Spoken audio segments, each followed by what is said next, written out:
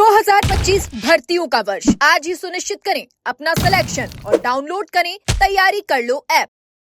आज हम pink city press club में हमने प्रेस वार्ता और अधिवेशन किया था। उसके माध्यम से हमने एक संयुक्त मोर्चा का गठन किया है और सरकार से हमारी मांग है कि जो सरकार रणनीति बना रही है नियमों में संशोधन करने का, कि आगामी भर्ती प्रक्रिया को लिखित माध्यम से कराया जाएगा, उसका हम विरोध कर रहे हैं। क्योंकि हमेशा से जब संविदा पर भर्ती कराई जाती है तो उसका कहीं ना कहीं माध्यम होता है और उसको लिखित माध्यम से ही कराया जाता है या इंटरव्यू के माध्यम से कराया जाता है।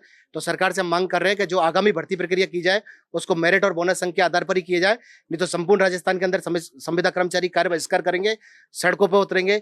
आज यहाँ पर 108, 104 के भी कर्मचारी आए हुए हैं और हम सभी एक साथ एक मंच से हैं और सरकार से यही मांग कर रहे हैं कि आप कोई RAS IAS तैयार नहीं कर रहे हैं, हम मेडिकोज हैं तो उनको मेडिकोज की तरह ही ट्रीट किया जाए और जो हमारी वेतन विसंगति की मांग है उनको भी पूर्ण रूप से पूर्ण किया जाए। अभी हम यहाँ से स्वास्थ्य भवन की तरफ कूच करेंगे और जो निदेशक हैं राजपत्रित राकेश शर्मा जी, उनको हम ज्ञापन देंगे और मुख्यमंत्री हाउस पर भी जाकर हम OSD साहब को ज्ञापन देंगे।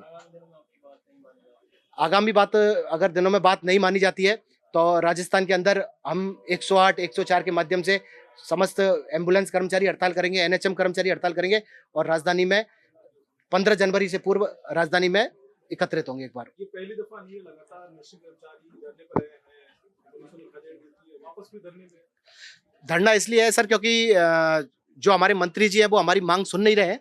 हम मंत्री जी के पास जब भी जाते हैं तो हमें समय नहीं दिया जाता। मेरे ये समझ में नहीं आता कि मंत्री जी के OSD कितने हैं। उनके पास हम कई बार मांग लेके गए तो वो कहते हैं कि भाई हमारे पास तो फाइल ही नहीं आई। कभी अधिकारियों से हम मिलते हैं तो अधिकारी कहते हैं कि हमारे पास फंड नहीं है, हमारे पास बजट नहीं है आप लोगों को देने के लिए।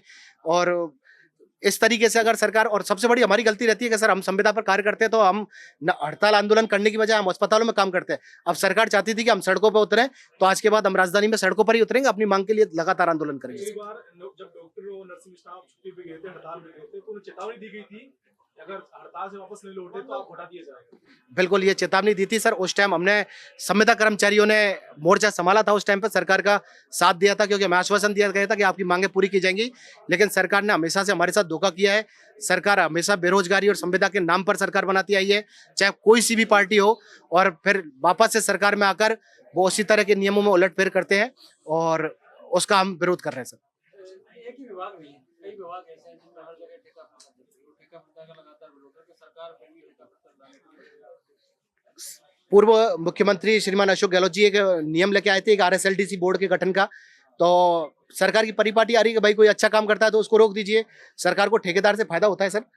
ठेकेदार गवर्नमेंट को फाइनेंस कर देता है और वो ठेकेदार फिर कर्मचारी की सैलरी में से काटता है। अब उनको तो बंधुआ मजदूर चाहिए, उनको क्वालिटी नहीं चाहिए।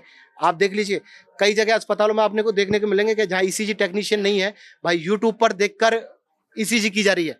ठीक है, आपने अभी देखा होगा कि डॉक्टर भी किस तरह से फर्जी लगाए गए थे।